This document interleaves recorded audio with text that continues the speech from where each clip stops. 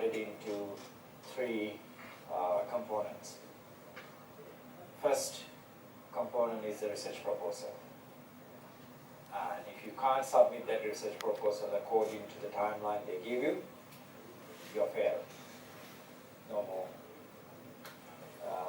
There is no way that you can go forward. So because of that, we decided, after having talked with the university, to provide this kind of workshop so that before you actually embark on the MBA program, you get a good idea about the research process, the things involved in the process, as well as the type of assignments that you need to submit during that time. Yeah? So the purpose of this, the workshop, is for me to give you a little idea about the dissertation that you are going to get it, some rules and regulations, which will be covered again during the orientation, which we are going to have later on after you enroll in the program. And then also the things about business research, because your dissertation requires you to do a business research. And it's a fully fledged research. Right, now I got this attendance notes here, attendance sheet. I want you to put a tick against your name. There are about, this covers for different various topics that we are going to touch today. So if you are in attendance today, you can put a tick on that. Tick and pass it to the others. Okay? Right, I give a little brief introduction of myself. I've been in Hong Kong for a while, and been with Hopkins for a while as well. And this classroom, I did have lectures before. I used to teach at Hopkins on a lot of regular basis than what I'm doing now before. So yeah, so now mostly my time is spent with UK universities, Buckinghamshire University, some of the universities. So we deliver their programs in, like here in Hong Kong, and we have programs in China as well. We have programs in Macau, and we used to have programs in a place called Shuhai, which is quite close to Macau. So this is what I've been doing, and I live most of my time in Australia, so that's why most of these qualifications have come from Australia. Right. So what I'm going to quickly do is that I want you to give me a very quick introduction of yourself. Okay. Your name, the institution that you're representing, your workplace, and why you decided to take this MBA course. Yeah, just 3 sentences. All right, we start with you. I'm Sun Nugyeong, working in a hotel as manager. I would like to look for a better career, so to have a better qualification in academic background. So I think this course. Very good. MBA is considered as a. Now, I think you all know that there are a lot of master degree programs. We have MScs, we have MAs, and we have MBAs. Now, you hear this word MBA very much, but I'm not sure whether you are aware of it or not. MBA is actually relatively a very new master degree program as compared to MScs and MAs. MAs and MScs, they're quite old. MBAs, the history goes back to somewhere in 1970s, I think early 1970s. Harvard University, they started it first in the US. And then the other universities, they started it. So, for some funny reason, MBAs have overtaken both MScs and MAs in job market. So MBA has virtually become a job pass or a career. It will help your career, or it helps you to gain a promotion, or it helps you to compete with your peers. So yeah, I think it's a good choice. Yourself?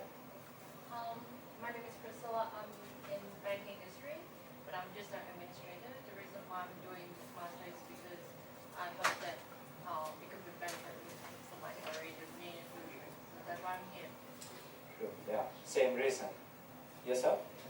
Hello, I'm KK, and I'm working for the plastic recycling plant for many years, and I'm preparing to learn more quality and way to manage the staff. And also, I think I dropped my school bag for a long time, so I need to learn more knowledge, especially on the business field. Very nice. My name is Amy. I'm working as a watch industry for quite over 20 years. So in different field and different division, but I just want to keep on learning. And I enjoy studying, so I want to see whether, and one side is also how to retain my job and with a better career path. And also my company structure, they will just see on your background of education. So I better have better prospect as my history. Yeah. And my name is Cici. I work in the ballet school as a marketing manager. I joined the MBA because I want to learn more about the business knowledge about because I need to develop the school future. I think the MBA is better and can help my career future too. Good. Seth? My name is Ryan. I work in the banking industry. This course just to improve my education and better career path. Good. My name is Matthew. I also work in the bank. I've got a lot of back as history. as a relationship manager. So I studied a master course. This is because it can provide me a better career. Very good. You're not studying just a master's course, you're studying an MBA, which is different from the other masters. My name is Ken. I work at a security system, like security company, and I'm a senior project engineer. I studied this course and want to my future career here. Good. Yourself, sir? Hi, everybody. My name is Paul. I'm working in the financial services industry. MBA is my dream, and I just want to complete it. Good. My name is Colin. I also work in the banking industry. Just simply hoping to advance my career to management levels with my MBA course. Good. So my name is Flora. I'm working in a banking and financial institution. I want to have an enhancement for professional qualification for further career development. Hello, my name is Hini. I'm working in the banking industry, and because my company needs me to complete an MBA, that's why I'm here. Okay, good. Yourself? You're not working here, are you? You're not working for Hartman's, right? My name is Joyce. I'm working in watch industry. Watch. Yes. Okay. And I come because I would like to get MBA qualification. Hello, my name is Andy. I'm working in real estate industry, and I take this MBA course simply because I would like to get a promotion to a high level, such as the manager grade. Okay, good. So I think you're aware how the program is structured, although I'll just give a very little bit of background about it. So your program got two components. Actually, in an MBA, we don't consider that as two components because it comes under one umbrella. So you got your postgraduate diploma, which you which you are studying, and most of you have, I think, completed the modules.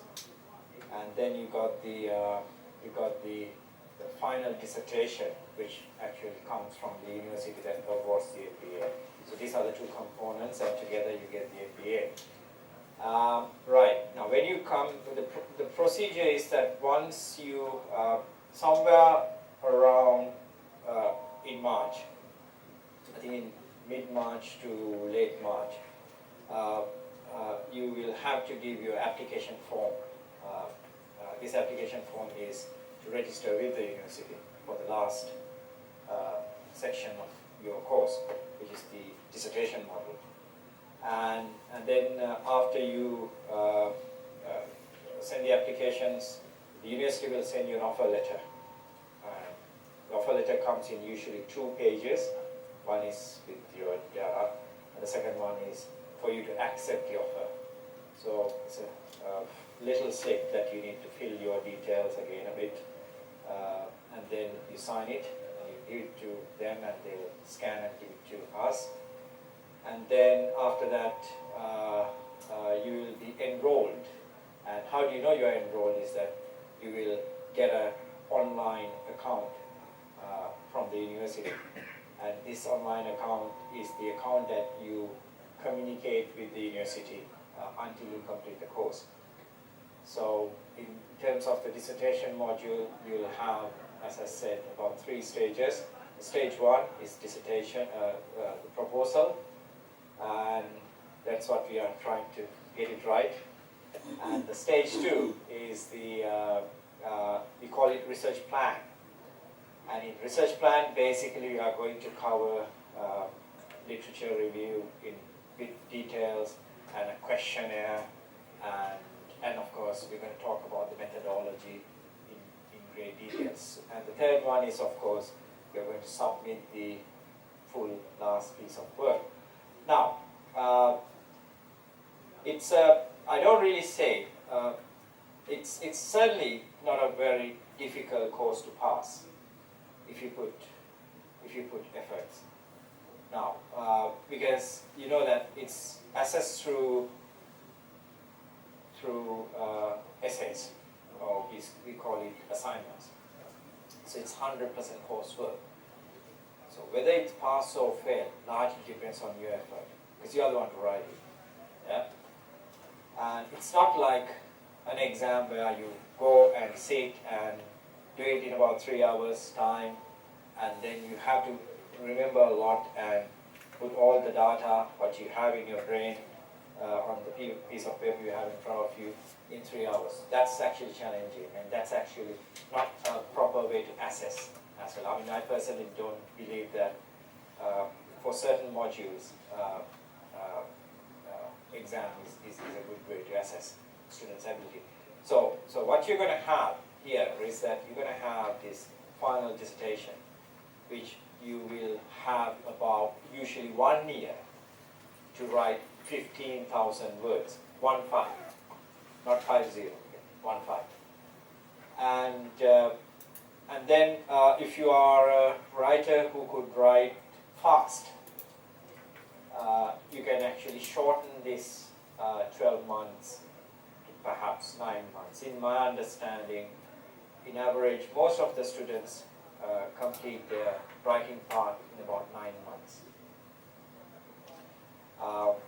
That's most of the students. And some students I know they complete in about 6 months too.